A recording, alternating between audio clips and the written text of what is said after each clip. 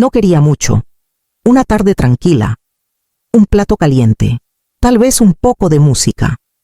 A los 56 sabía que no debía esperar flores o sorpresas. A Mark nunca se le dieron bien. Pero pensé que tal vez, solo tal vez, se sentaría conmigo y me preguntaría cómo me sentía. Me miraría a los ojos. Puse la mesa lentamente. 2 platos, 2 cubiertos.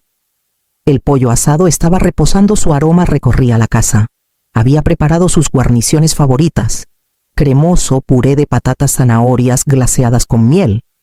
Y había abierto el buen vino, aunque me diera dolor de cabeza. El comedor parecía casi festivo. Casi. El reloj marcaba las 7 pasadas. Mark aún no había llegado, pero no era raro. Últimamente siempre estabas haciendo recados, cosas que nunca llevaban recibo. De todos modos encendí una vela. Las servilletas de lino estaban en el estudio metidas en el cajón inferior de su escritorio. Entré en silencio, sin querer perturbar los pensamientos desordenados que llenaban aquel espacio. Cuando abrí el cajón, las servilletas estaban perfectamente dobladas, junto a una cajita azul oscuro. No debería haberlo abierto, pero lo hice. Dentro había un delicado collar de perlas de los que solía admirar en los escaparates. Suave, luminoso, imposiblemente elegante. Me quedé sin aliento. Y entonces lo vi en el cierre de plata, un pequeño grabado: por siempre tuya, Elisa. No pestañeé. No gritó. No se desmoronó. Cerré la caja lentamente como si sellara un secreto. La volví a deslizar exactamente donde estaba. Recogí las servilletas. Y sonrió. De vuelta a la cocina serví el vino, y me senté a la mesa con la vela parpadeando sobre una silla vacía. Mark llegó a casa a las 7:48. No me felicitó. No se dio cuenta del esfuerzo del pollo ni del vino. Solo se aflojó la corbata, se sentó y preguntó si había sal. Se lo pasé. La cena está lista, dije en voz baja. Comió deprisa sin levantar apenas la vista. Observé sus manos. Esas mismas manos que una vez sostuvieron mi cara con reverencia, que ahora agarraban un tenedor como si fuera una tarea. Más tarde esa misma noche se quedó dormido en el sofá. Lavé los platos en silencio, me sequé las manos y susurré a la cocina vacía: «Feliz cumpleaños, Helen». No siempre fue así. Hubo un tiempo en que Mark me trajo margaritas torpemente envueltas en papel de periódico, con los tallos desiguales y una pegatina del supermercado todavía pegada al lado. Recuerdo que las cogí como si fueran de oro. Acabábamos de mudarnos a nuestro primer piso. El papel de la pared estaba desconchado, el lavabo goteaba, y la única mesa que teníamos era una que encontramos en la acera. Pero él había sonreído y dicho: «Haces que todo parezca un hogar». Me aferré a esa versión de él durante más tiempo del que me gustaría admitir. Éramos jóvenes. Entonces quería abrir una panadería. Algo pequeño, un mostrador con un buen café y bollos de cardamomo. Tenía bocetos pegados a la nevera arrancados de cuadernos. Menús escritos con tinta rosa. Recuerdo que un día se lo enseñé llena de ilusión. Me besó la frente y dijo: «Qué bonito, Helen. Pero primero necesitamos estabilidad». La estabilidad se convirtió en la razón por la que dejé todo en suspenso. Entonces todo quedó en suspenso. Cuando la madre de Mark enfermó, la mudamos. Dijo que era temporal solo hasta que se recuperara. Nunca lo hizo. 5 años. 5 años de baños de esponja, y horarios de pastillas, y despertarse con sus gritos a las 3 a.m. Y Mark se quedaba dormido. O decía que tenía que hacer la clasificación.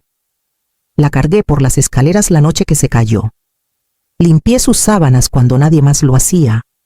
Cuando murió, el silencio en la casa era tan grande que parecía cruel. Mark consiguió su titularidad durante ese tiempo.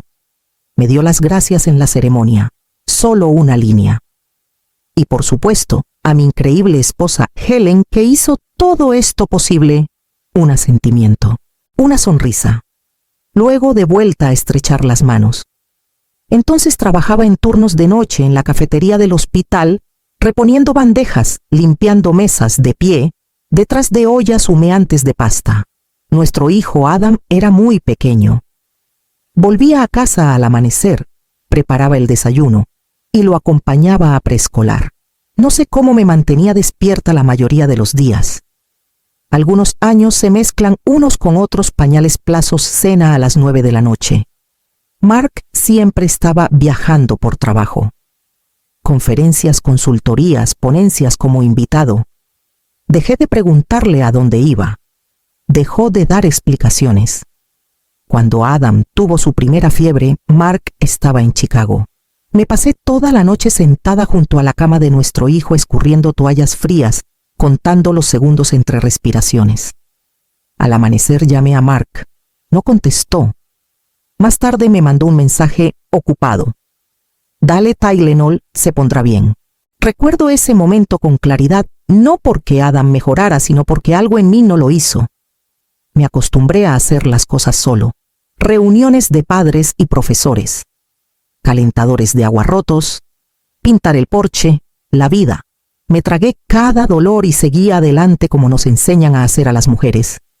Te dices a ti misma: está cansado, está estresado, ya volverá. Pero nunca lo hizo. En lugar de eso me desvanecí, lentamente, en silencio. Una mañana, años después, me vi reflejada en el espejo del pasillo y no reconocí a la mujer que me miraba. Sin brillo, ni suavidad, solo sombras bajo los ojos y manos que se movían automáticamente. Mark se había vuelto educado, no cruel, no enojado, solo ausente de una manera que era peor que gritar. Se sentó frente a mí en la cena mirando su teléfono. Se fue temprano. Llegaba tarde a casa. No recuerdo la última vez que dijo mi nombre con afecto. Solía decirle: te quiero, cuando se iba a trabajar. En algún momento dejé de hacerlo. Ni siquiera recuerdo cuándo.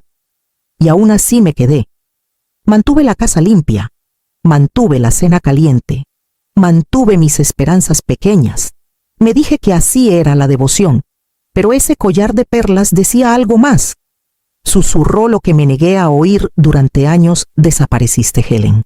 Y él ni siquiera se dio cuenta. Mark llegó a casa poco antes de las 8 con las llaves del coche, tintineando el rostro ilegible como siempre. No parecía cansado, solo preocupado, como si hubiera estado en algún sitio agradable y no quisiera volver a traer ese ambiente a nuestra tranquila casa. Estaba en la cocina, echando la salsa en el pequeño plato de porcelana que nunca usábamos. No me saludó. Solo se quitó el abrigo y lo dejó caer en el respaldo de la silla. Yo ya había puesto la mesa, platos calientes, las velas encendidas, el vino aún respirando. La cena está lista, dije en voz baja. Huele bien, murmuró sentándose. Hiciste puré de patatas. Sé que te gustan con extra de crema. Dio un mordisco, asintió. Muy bueno, muy bueno. Luego volvió a masticar con los ojos fijos en algún lugar justo por encima de mi hombro. Tal vez en la pared, tal vez en sus pensamientos. No me preguntó por mi día, ni por qué había sacado los platos buenos, o por qué la mesa tenía un paño doblado bajo el salero. No dijo feliz cumpleaños. Lo miré comer como si nada hubiera pasado, como si no hubiera encontrado un collar destinado a alguien llamado Elisa, como si no hubiera pasado los últimos 30 años olvidando cómo sonaba mi propia voz cuando expresaba mis sueños en voz alta. Terminó su plato rápidamente y se levantó. Voy a tumbarme un rato, un día largo. Por supuesto, dije sonriendo. Después de fregar los platos me dirigí al cuarto de baño y cerré la puerta en silencio tras de mí. La luz era dura, el espejo desagradable. Me quedé mirando mi reflejo. Luego, suavemente, casi como una plegaria, susurré a la mujer de ojos cansados y sonrisa forzada: «¡Feliz cumpleaños, Helen!». No hice preguntas. Acabo de empezar a mirar. Mark nunca cambió sus contraseñas, supuso que no me importaba lo suficiente como para mirar, o tal vez no creía que yo tuviera el valor de hacerlo. En cualquier caso, su mundo digital quedó abierto a la espera de una mujer tranquila, con manos firmes y toda una vida de dudas tragadas. Empezó con el extracto de la tarjeta de crédito. Un cargo en una boutique, de la que nunca había oído hablar. $1,425 en Maison de Lane. Busqué el nombre. Joyería de alta gama. El mismo logotipo estaba grabado en la caja de terciopelo que había abierto en mi cumpleaños. 2 días después, $650 en Le Rêve Bistro, un restaurante francés al que nunca habíamos ido juntos. Abrí su portátil a la mañana siguiente, después de que saliera a dar su paseo matutino. Se había olvidado de cerrar el navegador. Ahí estaba una cadena de correos electrónicos. Elisa R. El nombre me fulminó como un susurro finalmente pronunciado en voz alta. Estabas impresionante con ese vestido azul. No podía dejar de mirarte. Esa sonrisa, ya sabes, sueño con ella cuando me duermo. Pronto seremos libres para viajar juntos por el mundo, solo un poco más. Me temblaba la mano, pero seguí desplazándome. Había archivos adjuntos, fotos. Elisa era hermosa. De unos 60 años, pelo plateado recogido en una trenza francesa. Delgada, elegante, perfectamente equilibrada. En una foto estaba en un muelle con el pañuelo de Marc alrededor del cuello. En otra estaban bebiendo vino en lo que parecía una terraza de Roma. Él me había dicho que esa semana estaba en una conferencia en Boston. Me eché hacia atrás con el corazón palpitante, pero no roto. Ya no. Me acordé de Elisa. Se había jubilado de la universidad hacía 3 años. Marc había hablado a menudo de ella por aquel entonces. Mente aguda mujer con clase, un verdadero activo para el departamento. Al parecer, en realidad, nunca se fue. Guardé cada foto, cada correo electrónico, cada recibo. Los imprimí todos uno por uno y los metí en un sobre de papel manila que etiqueté simplemente verdad. Luego la metí en el último cajón de mi cómoda, debajo de bufandas viejas y tarjetas de cumpleaños sin usar. No lloré. No quedaba nada de angustia, solo claridad. Tardé 2 días en encontrar la carpeta. Enterrado en el fondo de un viejo archivador de la lavandería, detrás de manuales de electrodomésticos y garantías caducadas, envuelto en un paño azul pálido que mi madre bordó una vez. Me temblaban las manos al desatarlo, aunque no sabía por qué. Ya sabía lo que encontraría. Dentro estaba el testamento de mi padre, crujiente amarillento con los bordes suavizados por el tiempo, y debajo la escritura original de la casa. Mi nombre, Helen Margaret Lane, escrito en gruesa tinta negra. Única propietaria, comprada en su totalidad. Me la regalaron antes de mi boda, cuando mi padre aún creía en proteger a las hijas con algo más que consejos. Una mujer siempre debe tener un techo que nadie pueda quitarle, me dijo una vez estrechando mi mano entre las suyas. Un hogar a su nombre es más fuerte que la promesa de un hombre. Nunca lo cambié. Incluso después de casarme con Marc. Incluso cuando insistió en que debíamos actualizarlo todo a efectos fiscales, le dije que el papeleo era demasiado complicado. No insistió. Durante 30 años vivió en esta casa como si fuera suya. Elegía la pintura, los muebles, las cerraduras. Dio instrucciones al contratista como si se las hubiera ganado. Pero legalmente, esta casa nunca le había pertenecido. Ni un ladrillo, ni una ventana, ni una brizna de hierba. Deslicé los documentos en un sobre nuevo marcado propiedad privada. Esta vez era mi silencio el que tenía peso. Mi silencio construyó muros que él no pudo atravesar. Que crea lo que quiera. Que sueñe con hacer viajes, vender este lugar, sacar provecho de una vida construida a mis espaldas. Porque la próxima vez que abra la boca para hablar del futuro, se dará cuenta de que los cimientos no son suyos. Marc nunca mencionó el collar. Ni una sola vez. No cuando le dejaba el café cada mañana. No cuando doblaba sus camisas y metía bolsitas de lavanda en sus cajones. Ni cuando estaba a su lado en el fregadero lavando los mismos platos que él ensuciaba en silencio. Siguió como si nada hubiera cambiado. Y yo también. Sonreí. Le pregunté cómo estaba su espalda. Rellené sus vitaminas, regué las plantas. Pero algo en mí se había quedado quieto. No frío, sino vacío. Como un cajón que finalmente vacías, porque estás cansado de fingir que todo lo que hay dentro sigue importando. Una noche durante la cena mencionó un viaje. Una reunión de antiguos alumnos, dijo cortando su filete.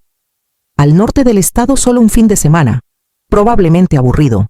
Volveré el domingo. Asentí y le pasé la sal. Aquella noche, mientras roncaba suavemente en el sofá del salón, con la televisión zumbando, entré de puntillas en el dormitorio. Su maleta estaba a medio hacer abierta sobre el banco, y ahí estaba. Otra caja, más pequeño, de terciopelo, esta vez rojo. Lo abrí despacio como la memoria muscular. Dentro un par de delicados pendientes de diamantes en forma de gota sobre satén blanco. Debajo había una tarjeta sin firmar, pero con un garabato que decía «A juego con tu brillo». Me quedé mirando los pendientes. En el destello de luz aguda y fría. No había ira, ni angustia, solo confirmación.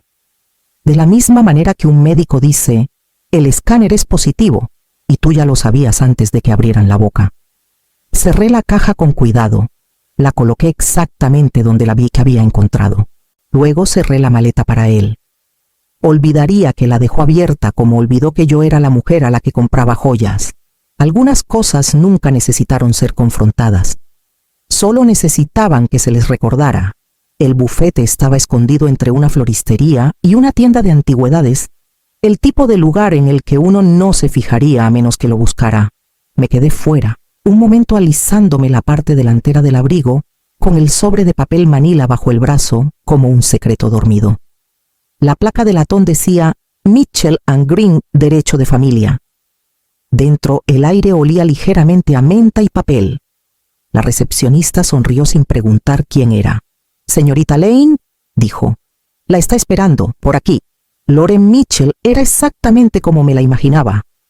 Alrededor de los 50, pelo plateado, recogido en un rizo americana impecable sin más joyas que un reloj, y un silencioso diamante en el dedo anular. Sus ojos eran firmes y afilados, pero no desagradables. Señaló el asiento de enfrente y cruzó las manos. «Cuando quieras». Abrí el sobre y lo tendí todo. Fotos, correos electrónicos, recibos, la factura de la joyería, las reservas para cenar, las notas manuscritas firmadas con iniciales que no eran mías. Examinó cada objeto con precisión clínica, asintiendo de vez en cuando, marcando de vez en cuando algo con un rotulador rojo. Cuando terminó se sentó y me miró a los ojos. «Esto se califica», dijo con calma, «como maltrato emocional continuado y abuso de confianza conyugal. Lo has documentado todo con claridad y contención, eso importará». Abrió un cajón y deslizó una pila de papeles por el escritorio. «Si estás lista», dijo, «podemos empezar». Cogí el bolígrafo. No me temblaba la mano. Página por página firmé. La firma final se sintió tranquila, no triunfante, ni amarga, solo final. Como cerrar un libro que tenía demasiadas páginas en blanco en el medio. Me dio una copia de los papeles y se levantó para darme la mano. «Estás haciendo lo correcto», dijo. Sonreí pequeña y firme. Lo sé. Fuera el cielo estaba nublado pero luminoso. El aire tenía esa suave carga de una tormenta que no acababa de llegar. Caminé hacia la floristería y me detuve ante el escaparate. Margaritas, de las baratas envueltas en papel de carnicero. No entré. No necesitaba flores para celebrar este día. Tenía algo mejor. Libertad por fin firmada y sellada. 2 semanas después, Mark me sorprendió. Una reserva en Bellamaro, el restaurante más caro de la ciudad. El tipo de lugar con menús dorados y copas de vino tan finas que da miedo respirar cerca de ellas. Vestía bien americana azul marino, zapatos nuevos, incluso se peinó. «Es nuestro aniversario», dijo esa mañana como si me estuviera haciendo un favor. «Hagámoslo bien». Sonreí. «Por supuesto». El maître nos saludó como si fuéramos clientes habituales. Mark soltó su habitual risita pulida y me puso una mano ligeramente en la espalda, como solía hacer cuando aún había cámaras y motivos para fingir. La iluminación era tenue. Los camareros hablaban en susurros. Mark pidió para los dos naturalmente. Le dejé. No tenía apetito para comer. A mitad del segundo plato sacó una caja de terciopelo del bolsillo de su chaqueta y la deslizó por la mesa. «Feliz aniversario», dijo con voz suave por la obligación. Dentro había una pulsera de plata, fina, hueca, sin grabado, sin nota. El tipo de regalo que compras con prisas porque se supone que debes hacerlo. Es precioso, dije, sin querer decir nada. Entonces metí la mano en el bolso y saqué mi propio sobre, de color crema, sellado con intención. Para ti, dije en voz baja. Lo abrió sin vacilar, esperando tal vez una tarjeta o una carta dulce. Lo que encontró en su lugar fue una copia de nuestra demanda de divorcio, la escritura de propiedad y una nota manuscrita en el centro. Decía: le diste perlas, yo te di décadas. Digamos que estamos en paz. Sus manos se congelaron. Su rostro perdió el color y luego se sonrojó con un rojo intenso y creciente. ¿Qué demonios es esto?, susurró, como si el silencio del restaurante fuera algo sagrado. Tomé un sorbo de agua y me puse en pie. Es el recibo, dije tranquilo y claro. Por todo lo que pagué con mi vida. Permaneció sentado atónito con la boca ligeramente abierta y el brazalete aún agarrado con una mano. Me di la vuelta y salí de Bellamaro con los tacones golpeando el mármol más allá de la bodega y el cristal pulido hacia el aire fresco de una vida que ya no era prestada. Esa noche no lloré, no se lo expliqué. Simplemente me fui a casa, a mi casa, en mi nombre, en mi silencio, en paz. Mark llamó a la mañana siguiente, 2 veces, luego 5 veces más. No contesté. Su nombre se iluminó en mi pantalla como un fallo del sistema familiar, pero ya no bienvenido. Miré cómo zumbaba el teléfono, lo dejé boca abajo sobre la mesa y volví a regar mis hierbas. Al mediodía Adam llamó. «Mamá», dijo con la voz tensa, «papá me acaba de decir que os vais a divorciar. ¿Es verdad?» «Sí», dije suavemente. Una pausa. ¿Por qué? No se lo expliqué. No le hablé de Lisa, ni de las perlas, ni de las fotos. No enumeré los años que había pasado sin ser escuchada. Solo dije, porque había terminado de desaparecer. Adam permaneció en silencio durante un largo rato. Luego, susurró «vale» y colgó. Aquella tarde fui a la puerta principal y desatornillé la pequeña placa oxidada que había junto al buzón, en la que se leía Mark and Helen Lane. Lo sustituí por uno de latón liso, solo un nombre, Helen Lane. Bloqueé el número de Mark, bloqueé sus correos electrónicos, bloqueé el sonido de su voz en mi memoria. El silencio que siguió se sintió como una brisa fresca a través de una casa con las ventanas finalmente abiertas. Esa misma noche, abrí el cajón donde guardábamos los álbumes de fotos. El álbum de boda estaba envuelto en papel de seda como algo frágil. Lo coloqué con cuidado sobre la encimera de la cocina, le quité el envoltorio y lo hojeé despacio. Allí estábamos sonrientes jóvenes intactas por el tiempo. Yo de encaje, él como un smoking demasiado grande. La gente aplaudiendo, pastel, margaritas. Cerré el álbum y lo volví a meter en su caja. Luego lo llevé a la chimenea y observé cómo las llamas se enroscaban en los bordes de nuestro pasado de papel. No ardía de furia, ardía de libertad. 6 meses después abrí las puertas de For Myself Café, un pequeño local junto al mar, ladrillos desgastados, molduras blancas, ventanas que captaban perfectamente la luz de la mañana. Yo mismo pinté el cartel, letras doradas sobre un tablero azul marino, para los que esperaron demasiado para elegirse a sí mismos. Había esperado demasiado. En el interior, las estanterías estaban repletas de tarros de cristal, con cítricos secos, y pétalos de rosa, libros de cocina, con el lomo agrietado, y tarjetas de recetas escritas a mano, metidas en soportes de madera. El olor a mantequilla y cardamomo flotaba en el aire como un recuerdo. No intenté competir con los cafés modernos. Nada de cafés con leche de avena, ni mostradores de mármol, ni carteles de neón. Solo pequeñas tartas, bebidas calientes y paz. El éxito de ventas fue mi tarta de queso con perlas de limón. Tarta cremosa, con un brillo pálido que hacía que las mujeres se quedaran boquiabiertas cuando llegaba al plato. El segundo fue el crumble de libertad, cargado de manzanas a la canela, y avena tostada que conviene servir caliente con una cuchara pesada y sin pedir disculpas. Mis clientes vinieron en silencio al principio, mujeres de 50, 60 y 70 años. Algunas llegaban con las manos temblorosas, otras con demasiado maquillaje y el corazón aún sangrando bajo él. Sorbían el té lentamente, se quedaban junto a las ventanas a veces durante horas. Me contaron historias sobre maridos que se olvidaban, hijos que llamaban solo cuando necesitaban ayuda, vidas que se habían reducido a los rincones de la habitación de otra persona. Encontraron algo aquí. Tal vez no la salvación, pero el reconocimiento. Tenía una pared cerca del fondo donde las mujeres podían escribir notas anónimas y colgarlas. Se llenó rápido. Lo dejé después de 41 años. Nunca me pegó, pero me hizo desaparecer. Hoy sonreí sin pedir permiso. Un día una mujer de mi edad entró con una maleta. Pidió la tarta de queso, le dio un mordisco y se echó a llorar. No le pregunté por qué. Simplemente me senté a su lado, le serví otra taza de té y le dije: nunca es demasiado tarde. A veces todavía me despierto temprano y me pregunto si la casa se siente vacía. Pero entonces abro la tienda, enciendo las luces y huelo el azúcar calentándose en el horno. Y recuerdo, no lo perdí todo, lo reclamé. Una tarta a la vez. Aquella mañana el café estaba tranquilo.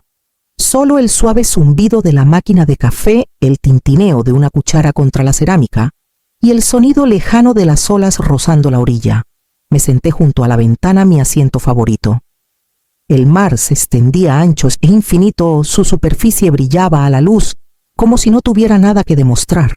Rodeé con ambas manos mi taza de café, negro fuerte exactamente como me gustaba, y saqué una foto rápida de la vista. El borde de mi tarta, mis manos curtidas, el mundo que había construido. Lo publiqué con un pie de foto, nada de perlas, sin perfume, solo paz. Solo tardó unos minutos. Apareció un comentario debajo del post de alguien de quien hacía años que no sabía nada, un amigo, que solía verme encoger por amor y que nunca miró atrás. Estás radiante, sonreí, no educadamente, no con fuerza, plenamente. Escribí mi respuesta lentamente, dejando que cada palabra cayera como una verdad. Es lo que pasa cuando dejas de esperar a ser elegido. Luego aparté el teléfono, tomé otro sorbo de café y contemplé la salida del sol sobre el mar. No más súplicas. Se acabaron los encogimientos, solo yo. Y por fin tuve suficiente.